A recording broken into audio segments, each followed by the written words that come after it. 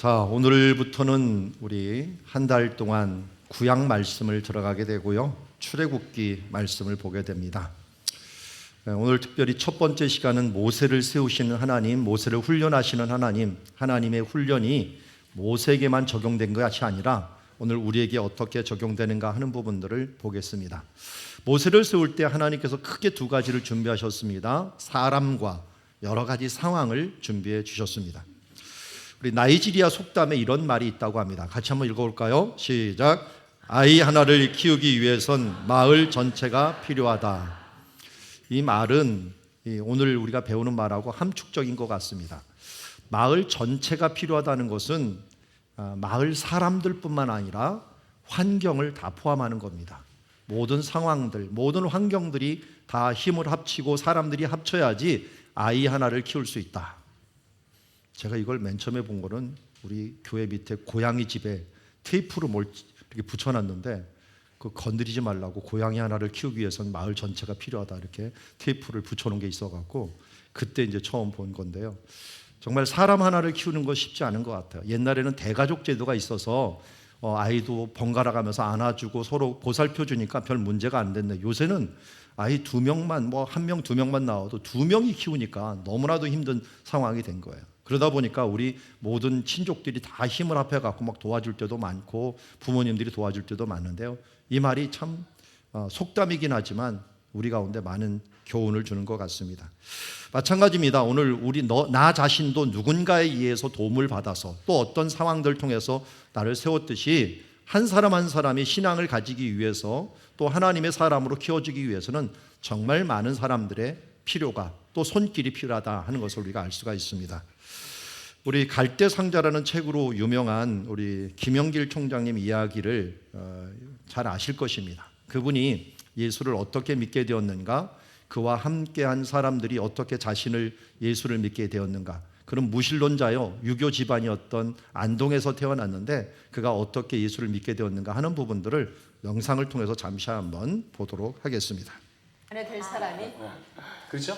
제가 사실 아내를 통해서 예수님 소개를 받았는데 제가 예수님을 이제 믿게 된 가장 또 다른 그 인도자가 있었는데 같이 연구하던 그 나사에 유명한 과학자가 조 밀이라는 친구가 제가 딱 가니까 저보고서 한국에서 왔던 종교가 뭐냐 그래요. 기독교인이니까 얼마나 좋은지 몰라요. 그래서 그분이 말만 기독교인이었는데. 인도한 것이 그 나사에 있는 초교파적인 크리스찬 펠로십 그 기도회처를 이제 인도를 했어요.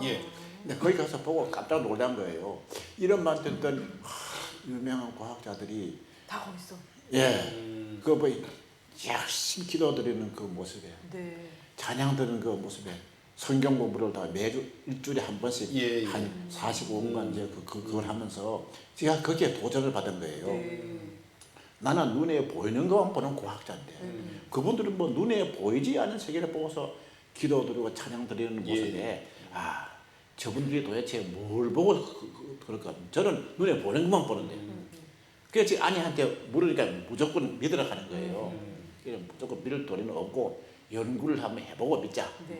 그래서 제가 성경 공부를 하기로 작정을 하고 한 1년 반 동안 열심히 성경 연구를 하셨어요. 연구를 했어요. 연구를 하는데 무슨 연구를 하느냐? 하나님께서 2권의 책을 줬어요. 한 책은 우리가 성경책이고 또 하나는 과학자로서 이 로마서 1장 20절 말씀처럼 하나님께서는 하나님이 창조한 피조세계, 이 우주 만물을 통해서 하나님께서 존재를 계시를 하고 있다. 나는 그 말씀을 제가 읽으면서 이게 도대체 무슨 말이냐? 장세로부터 그의 보이지 아니하는 것들, 곧 그의 영원하신 능력과 신성이 이 만드신 만물에 분명히 보여 알게 되나니 누구도 하나님이 없다고 핑계할 도리가 없다. 저 그 말씀 읽으면서 말입니다. 하나님은 눈에 보이지 않는데 하나님이 창조한 보이지 않은 능력과 신성이 나타나 있다는 거예요. 거기에 제가 도전을 받았어요. 그래서 제가 맨날 나사에 나가가지고 현경 들다 봐가지고 뭐 찾거든요. 내가 뭘 찾는 거냐? 변하지 않은 과학 법칙을 찾는 거예요. 변하지 않는 질서를 찾아. 예. 아, 그러면 도대체 법칙을 내가 찾다가 이게 없어지면 어떡하냐? 법칙이 과학 법칙이 있다는 것은 과학 법칙을 창조한 창조주가 있다는 증거가 있냐? 과학이 그 이치가 인과 윤리예요. 법칙이 있으면 법을 세운 입법자가 있어야 돼. 예, 예. 그래도 증명이 안 되면 안 되니까. 그렇지. 또 질서가 있으면은 질서가 있다는 질서는 지혜에서 질서가 나와요. 또 하나 제가 이제 창세기 1장을 딱 보다 보니까 신문대로 나오거든요. 콩을 세우고 콩 나오고 팥 세우고 팥 나와. 왜 콩에서 팥이 안 나올까? 그전엔 그냥 봤는데 나중에 콩을 쪼개서 보니까 콩에는 콩에 특유한 DNA가 있고 예. 팥에는 팥에 특유한 DNA가 있는데 그게 그걸 또 확인을 해보셔야 되는 거야. 그렇지. 완전히 달라. 창조주 하나님이 없이 저절로 되었다는 거는 예. 없더라고요. 없어요? 그래서 제가 믿기로 결심했습니다. 더 따지지 않겠다. 이 정도인데. 예, 이 정도다. 그래서 제가 세상을 본 눈을 확 바꿔버리니까 그 다음부터 신묘막측한 보여, 이 근데?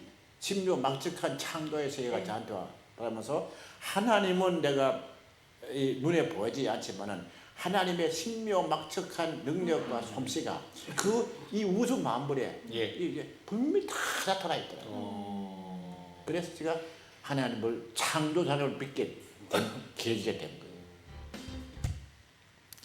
예. 자, 오늘 우리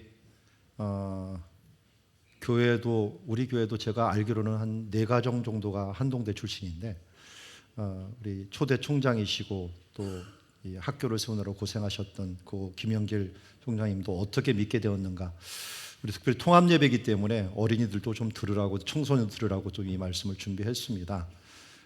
하나님 이 창조의 질서가 있다라고 하는 것들은 자연 세계 질서가 있다라는 것은 분명히 그것을 만드신 분이 있다.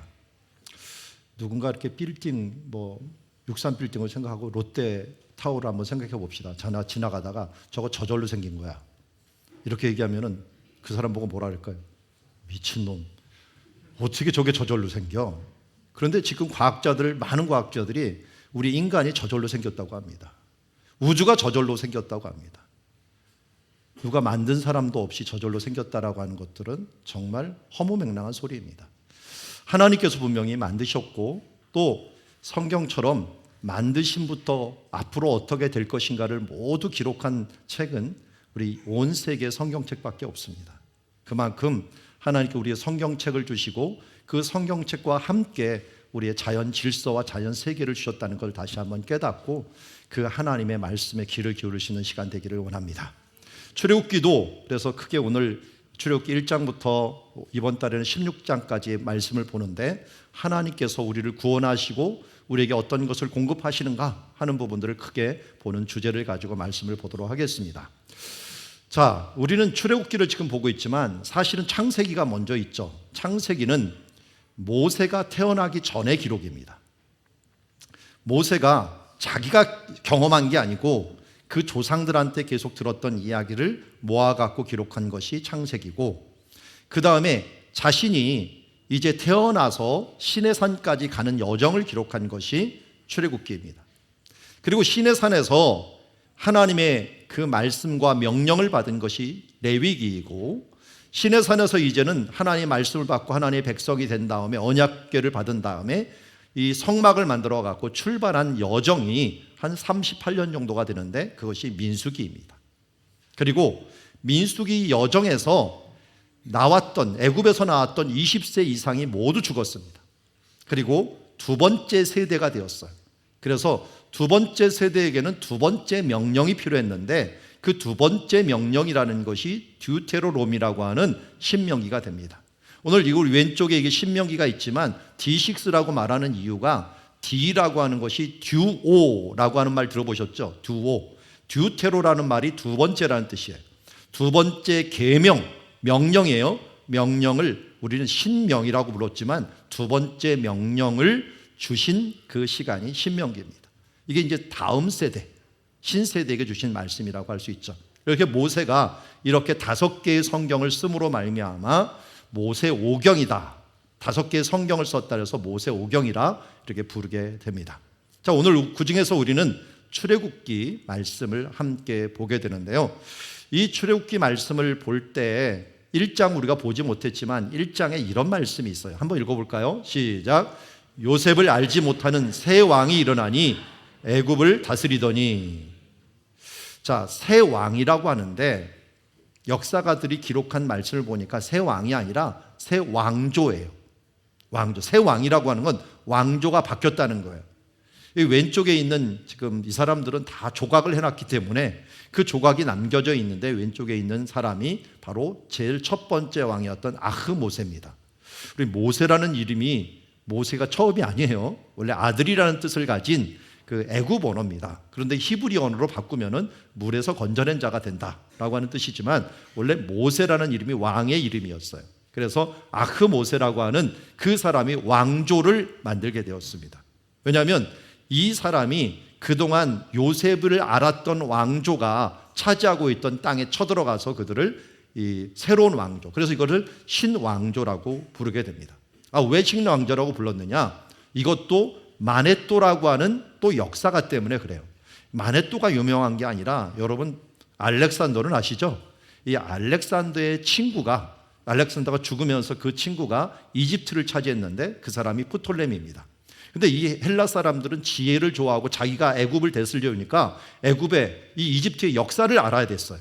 그 알아야 되기 때문에 가장 똑똑하였던 대사제, 이 헬리오플리스의 대사제였던 마네또를 그를 불러다가 너희 역사를 기록해라.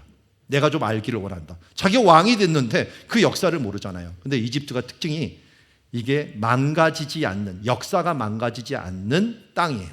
왜냐하면 비가 안 와요. 거의 나일강만 흐르지 비가 안 오다 보니까 별로 망가지지 않을 뿐만 아니라 주변에 있었던 침략하는 사람도 없어요. 왜? 사방이 다 사막이에요.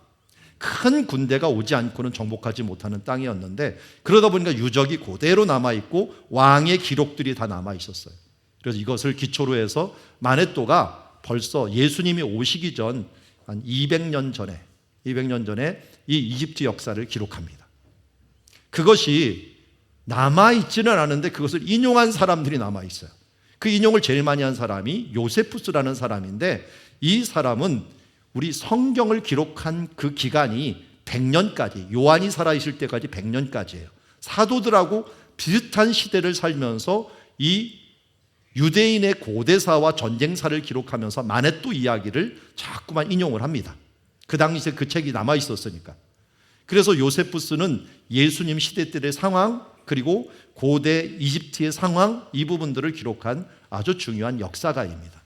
이런 사람들을 사용해 주셔갖고 하나님은 하나님의 역사를 이뤄가는데, 아까도 우리 김영길 총장이 말했지만 성경이 있지만 성경 외에 또 일반 역사가들이 있고 하나님의 자연 환경들이 있습니다. 이런 모든 것들을 사용해서 하나님의 역사들을 우리가 밝혀낼 수가 있다는 것입니다. 그래서 오늘도 우리가 앞에 보는 이 신왕조가 뭔 신왕조냐? 이게 마네또가 이 창안해 갖고 이 고대 왕조, 중왕조, 신왕조, 후기 왕조, 이런 왕조를 했고 33개의 왕조들을 또 구분해 놓은 것들이 지금까지도 유용하게 사용하고 있는 모습을 보게 되고요. 이걸 놓치지 말아야 될 것은 우리 여러분들 조금 있으면 카렌다를 봤죠?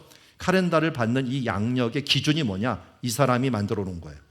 이 마네또가 만들어 놓은 이 역사를 기초로 해서 우리 로마가, 이 역사를 기초로 해서 로마가 카렌다를 만들었고 그것을 지금도 우리가 쓰고 있기 때문에 얼마나 큰 영향력이 우리 가운데 있는가 하는 부분들을 알 수가 있습니다. 자, 오늘 말씀으로 돌아와서 이렇게 하나님은 사람을 사용하십니다. 많은 사람을 사용하시는데 지금 이스라엘의 구원자 모세를 위해서도 사람을 준비시키십니다. 제일 첫 번째 사람은 누굽니까? 봤더니 부모예요. 부모 이름이 여기 1절에는 레위 가족 중 한 사람이라고 하면 남자죠. 이 사람 이름이 안 나왔지만 출애굽기 20장 보면은 이 이름이 나옵니다. 아므람이라고 하는 레위의 손자였던 아므람이 나옵니다. 그런데 그가 레위 여자에게 장가였던 이 레위 여자는 참 그 당시에는 이 족보가 뒤죽박죽이었어요. 보면 그들의 아버지의 누이 요게벳에게, 요새 말하면 간단히 뭡니까? 이모, 아버님 고모가 되나요? 고모에게 고모를 데려다가 자기 아내로 삼았어요. 그러니까 워낙 아기들을 오랫동안 낳다 보니까 어떻게 돼요? 여기 자기가 태어난 이 장남은 이 고모보다도 자기가 나이가 많을 수가 있어요.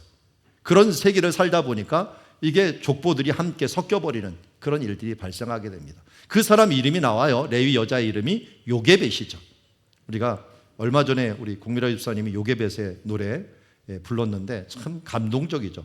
이런 그 아브람과 요게벳을 낳았는데 그가 누구를 낳았느냐? 아론과 모세를 낳았어요. 그러니까 모세를 낳기 전에 아론도 남았고 사실은 누구도 알아요? 그 앞에 미리암도 낳았어요. 자녀들을 낳았는데 이번에도 또 요게벳이 임신하여서 이제 세 번째를 최소한 낳은 거예요. 그가 낳았는데 그가 잘생긴 것을 보고 석 달 동안 숨겼다라고 하는 말인데 숨기는 건 뭡니까? 1장에 보면은 애굽의 바로가 너희가 아들을 낳으면 모두 나일강에 던져버려라. 남자들은 모두 죽여버려라. 워낙 많은 사람들이 태어나니까 이걸 명령을 했는데 그럴 수가 없어서 아이들을 품고 있는 사람이 많았죠. 그런데 성경에는 그가 잘생겨서 그랬다라고 하는데 진짜 잘생긴다는 말이 좀 번역이 애매해요. 히브리어에 토부라는 말이 있어요. 이게는 보시기에 좋았더라 할 때 토부입니다. 토부. 그러니까 너무 사랑스럽거나 비범하거나 좋거나 이미 자녀들을 낳아보았던 요게벳이 이번에 낳은 아들은 범상치 않았던 거예요. 뭔가 비범한 기운이 있었고 정말 사랑스럽기 때문에 어떻게든지 살려보려고 했던 거예요. 그렇지 않아도 살리려고 노력을 했겠지만 이번에는 석 달 동안 숨기면서 그럴 수 있습니다. 그런데 3절에 오니까 숨길 수 없게 되었습니다. 왜 그랬을까요? 아이가 크면서 소리가 커지게 되겠죠. 소리가 커지면서 우는 소리가 커지면서 할 수 없이 어떻게 했습니까? 그를 위하여 갈대 상자를 가져다가 역청과 나무진을 칠했다. 이 상자라는 말의 히브리어는 테바라고 부르는데 이것은 이 노아가 만들었던 노아의 방주를 의미할 때 이 상자라고 얘기를 합니다. 노아의 방주를 역청을 칠했던 그 이야기들을 다 알고 있었을 거예요. 그러니까 이 요게벳도 그때처럼 아마 노아의 방주, 작은 이 모세를 위한 노아의 방주를 만들었다라고 할 수가 있어요. 여러분, 아이를 키우다 보면 참으로 부모들의 지혜가 많이 필요합니다. 그 지혜는 생명을 살리는 지혜여야 돼요. 여기는 생명을 살리기 위해서 갈대 상자를 창안해내고 다른 사람은 던졌지만 던지기는 던지되 생명을 살리는 던짐을 위해서 그가 준비했던 갈대 상자. 이것은 참 멋있는 이 부모의 준비였다라고 하는 것을 알 수 있습니다. 그래서 우리 이 요게벳의 노래 가사가 너무 좋아요. 이거 우리나라 임평환이라는 분이 쓴 것인데 이건 외국인도 이걸 들어보면서 감탄을 하더라고요. 이런 마음을 어떻게 표현할 수 있을까? 우리는 이집트 왕자라고 하는 곳에 이 부분들이 백그라운드로 나오니까 이집트의 왕자에 나오는 무슨 음악인가 하는데 그 음악이 아닙니다. 우리나라 사람이 지은 겁니다. 이거를.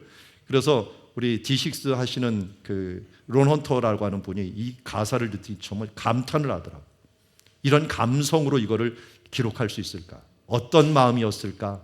그녀의 두 눈에 눈물이 흐르고 흘러 동그란 눈으로 엄마를 보고 있는 아이와 입을 맞추고 상자를 덮고 강가에 띄우며 간절히 기도했겠지. 정처 없이 강물에 흔들흔들 흘러내려가는 그 상자를 보며 눈을 감아도 보이는 아이와 눈을 맞추며 주저앉아 눈물을 흘렸겠지. 우리 불렀던 찬양 이 가사입니다. 너의 삶의 참주인, 너의 참 부모이신 하나님, 그 손에 너의 삶을 맡긴다. 너의 삶의 참주인, 너를 이끄시는 주 하나님, 그 손에 너의 삶을 드린다. 그가 널 구원하시리, 그가 널 이끄시리라, 그가 널 사용하시리, 그가 널 인도하시리. 우리 성경 공부를 같이 하시는 분 중에 조 목사님이라는 분이 있는데 그분이 이 성경 공부를 다 끝나고서 회개하는 마음으로 고백한 글이 이것이라고 합니다. 우리 D6 모임들이 있는데 자신이 자녀들을 위해서 회개하는 마음으로 이런 고백을 했습니다. 부모는 자녀의 유익을 위해 하나님이 허락하신 첫 보호자며 긍휼히 여기는 위로자며 격려자며 하나님의 손길로 돕는 후원자요, 담대히 나갈 수 있도록 이끄는 지도자요, 좋은 자고 고통 가운데 함께 오는 공감자며 비밀이 없는 친구다. 저는 어디서 인용했는 줄 알았더니 그게 아니라 본인의 신앙 고백이더라고요. 멋있죠? 우리가 이러한 사명을 받은 사람입니다. 지금 어린이들, 청소년들, 청년들, 시간이 지나면 나도 모르게 부모가 될 것입니다. 부모가 아니라도 최소한 누군가를 돌보는 교사로, 또 누군가 보는 친족이 될 것입니다. 그때 우리는 이런 마음을 잃지 않았으면 좋겠습니다. 하나님께서는 참 부모가 되시지만 우리에게 보호자로, 위로자로, 격려자로, 후원자로, 지도자로, 좋은 자로, 공감자로, 친구로 우리를 임명하셨다는 사실들을 잊지 말아야 될 것입니다. 우리 갈대상자라는 책, 우리 아까 보았던 김영길 총장님의 부인 되시는 분이 적었는데, 거기에 보면 이런 말이 나옵니다. 갈대상자는 무엇을 뜻하는가? 애굽에서 히브리 남자 아이가 태어날 때 다 죽임을 당했던 것처럼 한동대는 엄청난 시련이 있었다. 하나님께서 갈대상자를 통해 모세를 지켜주었듯이 한동대는 하나님이 기적의 손에 의해 순간순간 보호를 받았다. 갈대상자에 담긴 모세가 후일에 민족을 구하는 자가 되었듯이 새벽 이슬 같은 이 시대의 정직하고 유능한 지도자들을 양육하는 하는 이 이야기가 하나님의 순수한 역사로서 한동대 갈대상자에 담겨 있기를 원한다라고 하는 글을 남겼습니다.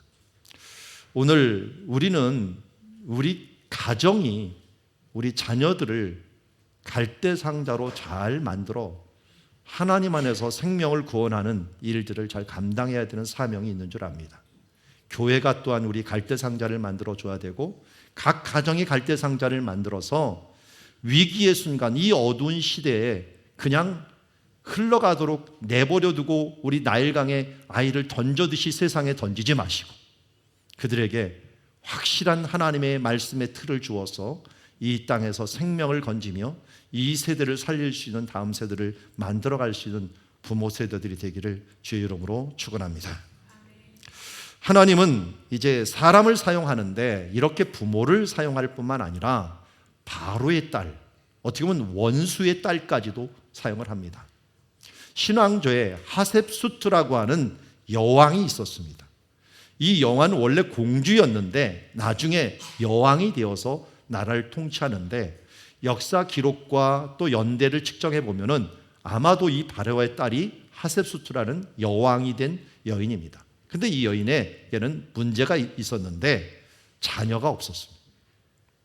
아들이 없었다는 말이에요. 차라리 이 앞에 있는 자기 남편의 그 첩이 되는 사람이 낳은 투투모스 3세라고 하는 아들이 있었는데 자기에게는 자녀가 없었던 거예요. 그런데 그가 목욕하러 나일강에 마침 내려왔는데 시녀들이 나일강가를 거닐 때 시녀와 함께 나일강가에 갈대상자를 보고 시녀를 보내어 가져오게 됩니다. 열고 그 아이를 보니 아이가 우는데, 우리가 아이가 울면 어떤 반응이 나옵니까? 근데 여러 반응이 나올 수 있지만 하나님이 그녀에게 무슨 마음을 줬냐면 불쌍히 여기는 긍휼의 마음을 주었어요. 그러면서 알았습니다. 이 아이가 히브리 사람이 아이구나 하는 걸 알았어요. 그런데도 하나님께서는 이 여인을 사용했습니다. 그 여인의 상황과 그 여인의 마음을 하나님께서 붙들어서 그걸 사용함으로 하세수트가 이제 여왕의 자리까지 오를 때 최소한 모세가 40대까지 안전을 보장받을 수 있도록 그 옆에서 그를 보호하는 역할을 해줄 수 있도록 하나님께서 준비하신 것을 봅니다. 그러니까 바로의 공주의 이 준비가 없었더라면 어떻게 보면 모세는 이 땅에서 살아남을 수 없었지만 하나님께서는 이 사람을 준비하신 것입니다. 또 빼놓을 수 없는 사람 중에 형제 자매입니다. 그 중에 누이 미리암입니다. 미리암이 어떻게 되는지를 알려고 멀리 섰습니다. 그녀의 이름은 여기 나오지 않지만 출애굽기 15장 20절에 아론의 누이를 이름을 일명 선지자라고 얘기하고 미리암이라고 얘기합니다. 우리는 역사를 기록하는 것을 역사가라고 얘기하지만 성경도 역사인데 성경을 기록하는 사람을 역사가라고 얘기하지 않습니다. 선지자라고 얘기합니다. 왜 그럴까요? 이 고대 역사를 기록하는 사람은 역사로 끝납니다. 그런 역사 교훈을 받습니다. 그러나 성경의 이 기록은 모세도 역사가가 될 수 있어요. 이 역사는 역사가 아니라 앞으로 살아가는 사람들에게도 공통적으로 적용되는 하나님의 법칙이기 때문에 이것을 우리는 선지자들이 기록한 말씀이라고 봅니다. 역사가를 넘어서 하나님의 선지자로서 받아야 되는 이유는 성경의 이 말씀이 하나님의 법칙이기에 이 말씀을 법칙한 이 법칙이 우리의 대대로 세상 끝날까지 1.1획도 떨어지지 아니하고 계속되기에 우리는 성경의 역사 기록을 바로 성경 그리고 선지자들의 글이라고 말씀을 할 수 있고 여기 미리암도 선지자라고 이름을 하고 있는 것을 보게 됩니다. 그 누이가 바로의 딸 그리고 시녀들이 그것을 짚는 것을 보면서 어떻게 했습니까? 바로 달려갑니다. 어린 아이였기 때문에 거부감이 별로 없었겠죠. 누군가 어른이 달리면 막 오지 못하겠지만 어린아이가 오니까 거부감이 없었을 거예요. 그러면서 말을 합니다. 당신을 위하여 히브리 여인 중에 유모를 불러다가 이 아이에게 젖을 먹이게 하리까. 바로의 공주는 아기를 낳지 못했기 때문에 자기 젖을 먹일 수도 없었고 또한 그가 어떻게 될지 모를 때 방법을 알려주게 된 것을 봅니다. 그러자 바로의 딸이 그에게 가라 하매 그 소녀가 가서 그 아이의 어머니를 불러옵니다. 민수기 25장, 26장, 59절에는 그래서 이 가족 이름이 다 나와요. 아므람의 그 아버지 이름이 아므람이고요. 처의 이름은 요게벳이고요. 또 어느 지파 레위인이라고 하는 것을 알 수 있고요. 그리고 아브라함에서 아론과 모세와 그의 누이 미리암이 나왔다. 5가족이 모두 등장하는 것을 보게 됩니다. 여러분, 우리 명절을 지내면서 대부분 만나신 분들이 형제 자매들을 만났을 것입니다. 우리는 모르는 사이에 나도 모르는 사이에 형제 자매들이 가장 많은 영향력을 우리 인생에 미치고 있다는 사실을 잊지 말아야 됩니다. 그분들이 나를 낳고 나를 교육하고 때로는 나를 훈련하는 그 여정 속에서 우리가 세워졌다는 사실들을 잊지 말아야 될 것이고 또 우리 가족으로서 무엇을 해야 되는지도 오늘 말씀을 통하여 알게 됩니다. 그러므로 함께 노력하는 사이에 가족이 함께 노력하여서 함께 노력할 때 하나님께서는 바로의 딸을 붙이시고 또한 이 요게벳을 가져다가 젖을 먹이게 하고 그를 만 3세까지 교육을 하게 만듭니다. 젖을 떼는 시기가 만 3세이기 때문에요. 그러니까 우리나라 나이로도 만 3세까지 키우니까 만 3세가 되면 애가 말을 하고 기저귀를 떼고 다 돌아다닐 때입니다. 그때는 잠재의식이 결정이 됩니다. 심리학자들이 얘기하기로는 잠재의식은 젖먹을 기간 동안 다 결정이 된다고 합니다. 그러기에 어렸을 때 교육이 정말 필요한데 이 요게벳의 교육이 결국은 그를 정체성을 만드는 결과를 가져오게 되었습니다. 그래서 모세가 장성한 후에 자신이 누구인지를 알았어요. 그래서 어떻게 됐습니까? 그들이 형제들에게 나갔는데 고되게 고생하는 사람들을 보면서 자기가 애굽 왕자이기 때문에 이집트 왕자이기 때문에 그를 모른 척하는 게 아니라 애굽 사람이 한 히브리 사람 형제를 치는 것을 본지라 울분을 가졌습니다. 그리고 어떻게 했어요? 좌우를 살펴서 사람이 없을 때, 여러분 사람이 있을 때 한 게 아니에요. 자기 나름대로 계획을 세우고 사람이 없을 때 그 동족을 괴롭혔던 애굽을, 자기가 애굽 왕자인데도 불구하고 그를 쳐 죽여갖고 모래 속에 감춰버렸습니다. 거의 독립투사, 숨겨진 독립투사의 모습이죠.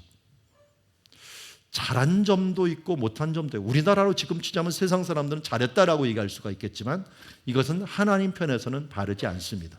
여기에 무엇이 빠져버렸어요? 하나님께 물어보는 게 빠졌습니다. 생명은 하나님의 것이고 하나님께 일을 할 때 자기 혈기나 자기의 계획으로 하는 것이 아니라 하나님께 기도하는 것은 아무것도 여기 포함되지 않고 자기 소견에 오른 대로 행하는 이 모습은 하나님이 원하는 것이 아니었어요. 여러분, 요 사이에 이것을 훈련하기 위해서 모세는 40년 동안의 미디안의 생활이 필요했던 것을 보게 됩니다. 내 능력과 내 힘과 내 생각을 가지고 함부로 행동하지 마십시오. 아무리 큰 능력이 있고 아무리 정당하게 보일지라도 먼저 하나님께 묻고 기도하면서 결정을 하십시오. 왜 그렇습니까?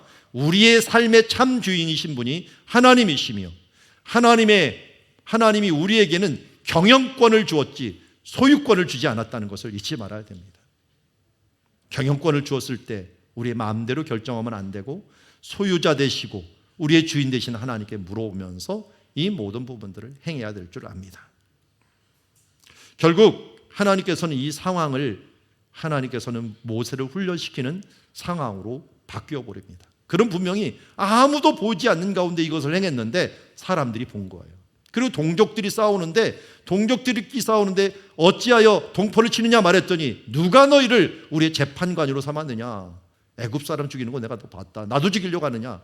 이건 동족이 어떻게 보면은 보고서 모세를 고발한 결과를 가져오게 됩니다. 아마 정이 뚝 떨어질 거예요. 무슨 독립이고 뭐가 아니냐? 나는 이런 동족들을 위해서 일하지 않겠다 하는 마음이 생겼을 수도 있을 거예요. 결국 거기에다가 이 모든 일이 탄로 나가서 바로가 이 일을 듣고 모세를 죽이려 왕권이 바뀐 거예요. 이 즈음에 왕권이 바뀌어서 바로가 이 일을 듣고 이제 경쟁자였던 모세를 죽이고자 하니까 모세가 어떻게 했습니까? 도망가게 됩니다.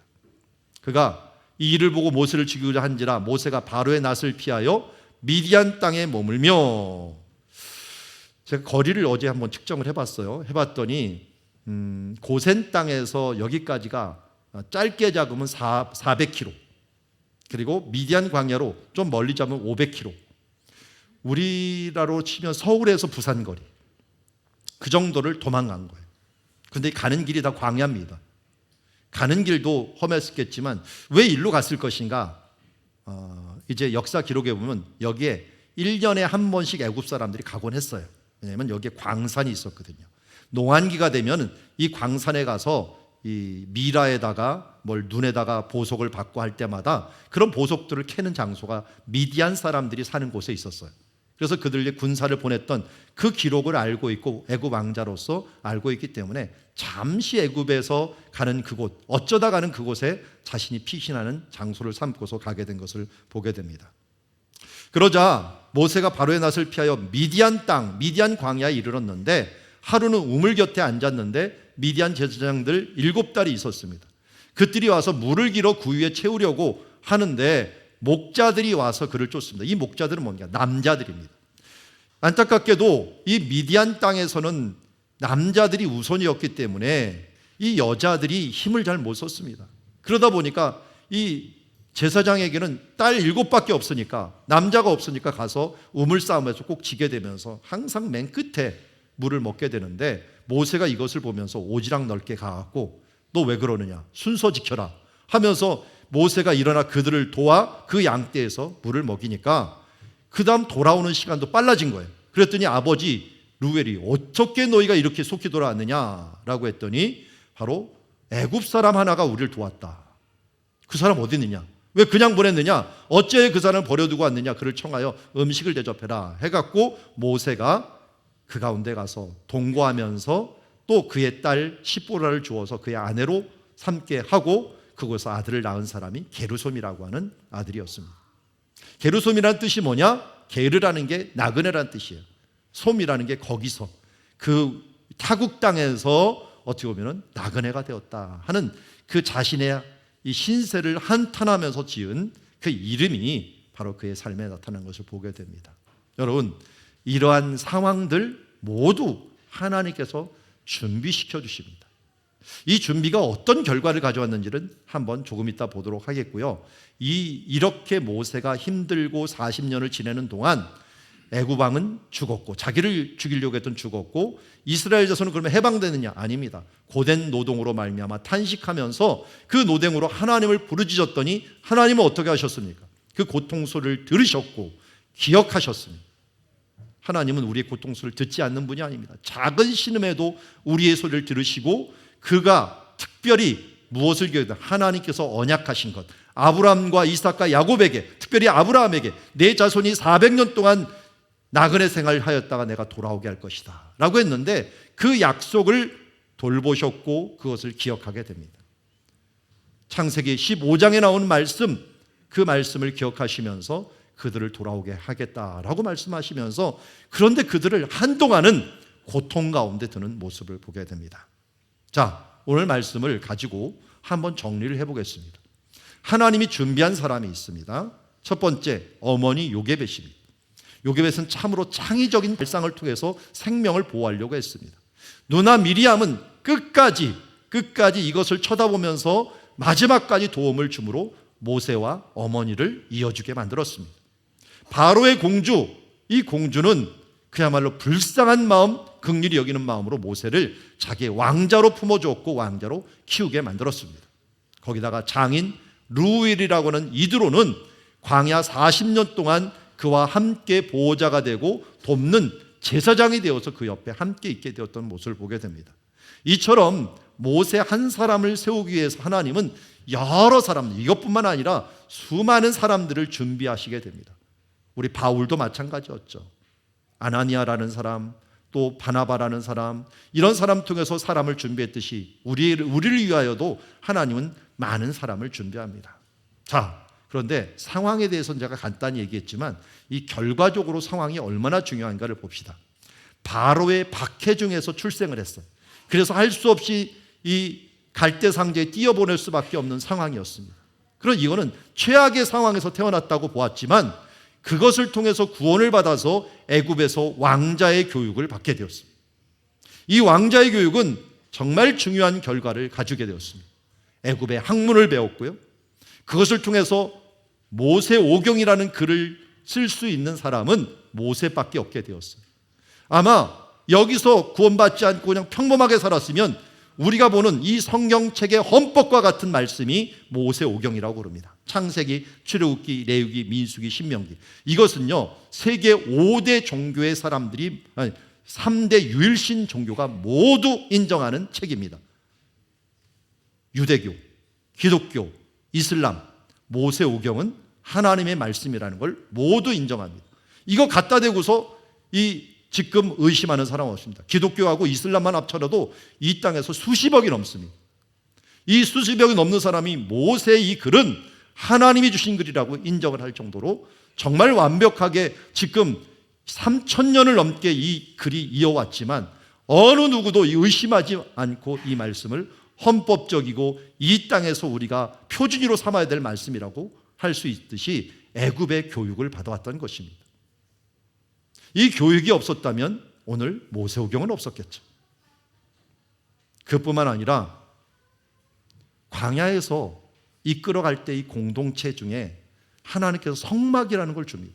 하나님의 임재의 상징이 성막을 주는데 이 성막을 짓는 것을 하나님께서는 그냥 불러줍니다. 말로 불러줄 때 이것을 설계도로 알아차릴 사람이 얼마나 될까요? 저도 우리 교회에서 리모델링 할 때 우리 윤 집사님이 전화를 걸더라고요. 이거 어떻게 해야 돼요? 그랬더니 막 뭐라고 말하는데 저는 뭔 말인지 모르겠는데 자기네 용어로 뭘 얘기하는데 뭐가 어떻고 얘기하는데 그렇게 하는구나. 말로 듣고서 어떻게 하는지를 알아듣는 건 기술자만 합니다. 이 당시에 이집트의 기하학이라든지 건축 기술은 정말 상상을 뛰어넘었습니다. 피라미드 짓는 기술, 그걸 뛰어넘는 기술이었어요. 그 기술을 이미 모세는 여기서 교육을 받았습니다. 그러기에 그가 만들어진 이 교육의 상황은 정말 하나님이 준비한 최고의 상황이었습니다. 거기에다가 세 번째, 미디안 광야의 생활. 이건 어떠했을까요? 만약 광야를 경험하지 못했다면 이스라엘 사람 남자만 60만을 거느리는 이 모세가 광야에서 살아남았을까요? 그 오합지졸을 데리고서 광야 생활을 몰랐다면 과연 그가 그 땅에서 40년을 버틸 수 있었을까요? 40년을 준비시켰습니다. 그리고 그 생활 가운데 40년을 또 살아내게 했습니다. 여기만 끝나는 게 아닙니다. 히브리인들이 박해 상황이 왔어요. 우리는 박해하면 모두 고통 가운데 어려운 상황이라고 생각하잖아요. 근데 우리 아프리카 이야기를 들으면서도요, 이상하게 사람이요, 어렵고 위험하면 자꾸만 자손을 낳는답니다. 나도 모르게 본능적으로 자손을 낳아갖고 생존 본능을 통해갖고 어떻게든 자손을 낳아서 이 고통 가운데 위기를 자기 자손들로서 극복을 하려고 한다고 합니다. 이건 모든 동물 세계 똑같다고 합니다. 그런데 히브리인들이 이때 힘드니까 자손을 막 낳기 시작한 거예요. 70명이 들어갔는데요. 남녀 합쳐서 70명이 애굽에 들어갔는데 430년 만에 남자만 60만이 되었어요. 그러면 여자 한 명당 몇 명이 나와야 된다? 어떤 분이 계산했는데 최소한 24명? 이 정도는 나야지 이게 남자만 60만이 된다고 하더라고요. 어마어마하게 났어요, 그냥. 그런데 병도 없어야 되고요. 먹는 것도 풍부해야 돼요. 애굽이 먹는 거 하나는 걱정이 없었어요.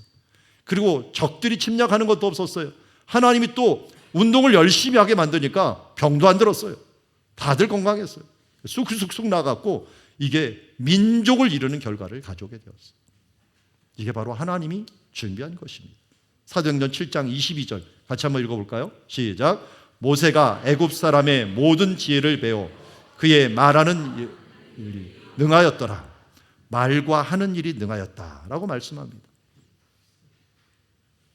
훈련으로서 모세는 율법을 이제 기록할 만한 실력을 갖추게 되고 성막을 만들고 그뿐만이 아닙니다.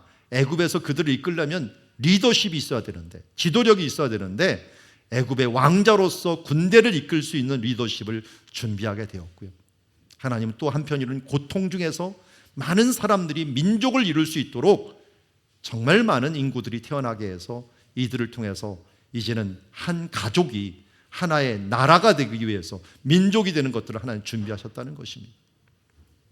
우리의 보기에는 너무나도 힘들고 위험하고 우리의 보기에는 고통이요 하나님이 왜 이러십니까? 라고 부르짖을 수밖에 없지만 하나님의 큰 계획 아래서는 이 모든 것이 합력하여 선을 이루고 하나님의 나라를 이루는 귀한 훈련의 계획이었다. 여러분들의 상황이 어떻습니까? 자꾸만 현재만 집중하면서 고통과 부르짖으면서 왜 하나님께서는 살아계시다면 나에게 이런 일을 행하신다라고만 바라보지 마시고 성경의 이 놀라운 하나님의 계획들을 보시면서 이 대하 드라마를 보면서 나는 그 대하 드라마에 아주 지금 작은 일부분에 있고 이 시간이 고통의 시간일 수 있지만 하나님이 이것을 합력하여 선을 이룰 것이라고 하는 비전과 꿈을 가지며 살아가는 주의 자녀들이 되기를 원합니다. 그리고 우리의 자녀들에게도 그러한 꿈과 비전을 심어주고 또 그러한 말씀을 심어주고 신앙을 심어주는 우리의 모든 가족들이 되기를 원합니다. 이 시간은 우리 함께 기도하기를 원합니다. 우리 기도할 때 아까 했던 축복을 못했는데요. 다 같이 일어나셔서 우리 가족을 찾아가시기 바랍니다. 이제 민망하다고 찾아가지 마시고 자 이산 가족 찾기 가족 찾아가시고 없는 분들은 손을 내밀어서 부부끼리는 손을 잡고 우리 서로를 위해서 함께 기도하며 나가기를 원합니다. 가족이 1차적으로 가장 중요한 바로 훈련의 대상이요 돕는 대상이 됩니다. 남궁임 절사님 아들 왔어요. 찾아가십시오. 왜 부모가 찾아가야 되나? 좀 아들이 오면 안 되나? 자, 없는 분들 손을 내미시고 또 우리 김경희 집사님 부부끼리는 손 잡으라 그랬더니 이렇게 잡으시고 자, 우리 다음 세대를 축복하면서 기도하며 나가기를 원합니다. 우리 이제 요게벳처럼 창의적으로 하나님의 지혜로 또 우리 형제자매들이 미리암처럼 하나님 모세를 세우고 하나님의 나라를 세우고 하나님의 이 놀라운 일들을 이뤄가기를 위해서 기도해 주시고 우리 없는 분들 청년분들이 있으면 손을 같이 붙잡고 우리 다음 세대에 하나님의 나라를 이루겠습니다 라고 하는 마음으로 합심하여서 먼저 함께 기도하며 나가도록 하겠습니다. 기도하시겠습니다.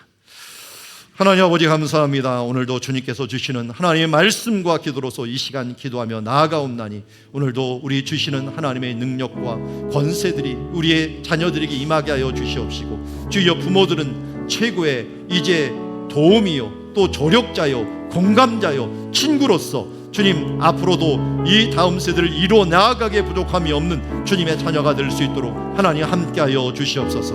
오늘도 모세를 세우셨던 주님 우리의 가족들 가운데 하나님의 나라를 세우시고 우리의 자녀를 세워 주여 이 땅 가운데 주여 너무나도 험하고 위험한 가운데 지도력 있는 하나님의 일꾼 하나님의 말씀을 주여 유지하고 또 이 말씀을 전할 수 있는 일꾼 그리고 또한 교회를 세우며 하나님 나라를 세울 수 있는 일꾼 주여 만인의 생명을 구원할 수 있는 주님의 일꾼을 세울 수 있도록 아버지 붙들어 주시고 인도하여 주시옵소서. 정말 우리 가운데 모세와 같은 일꾼이 필요합니다.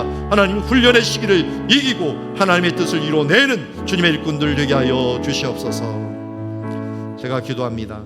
하나님 아버지, 이 시대에 정말 필요한 사람들은 모세와 같은 일꾼입니다. 하나님 말씀에 대해서 능하고 또한 성막을 세우듯이 교회를 세우며 이 땅 가운데서 지도력이시 이 땅을 어지러운 세상을 이끌고 갈 수 있는 일꾼들, 우리의 자녀들을 통하여 배출될 수 있도록 하나님 은혜 베풀어 주시옵소서. 부모는 갈대상자를 만들고 생명을 살리는 일들에 있어서 지혜롭게 행할 수 있도록 우리에게 지혜를 더하여 주시옵소서. 하나님, 잊지 않을 것은 우리 고통 가운데 있고 앞으로 2~3%밖에 안 되는 이 기독교인들의 다음 세대들이 정말 힘들고 지쳐있고 하나님이 고통 가운데 살아가지만 그들이 고통 중에서 하나님께서 민족을 이루시라고 하는 이 약속을 잊지 아니하고 주님, 이 어두운 세상에서 다음 세대의 참된 일꾼이 될 수 있는 모세와 같은 사람들이 우리 사랑누리 교회를 통하여 여기 기도하는 사람들을 통하여 이루어지게 하여 주시옵소서.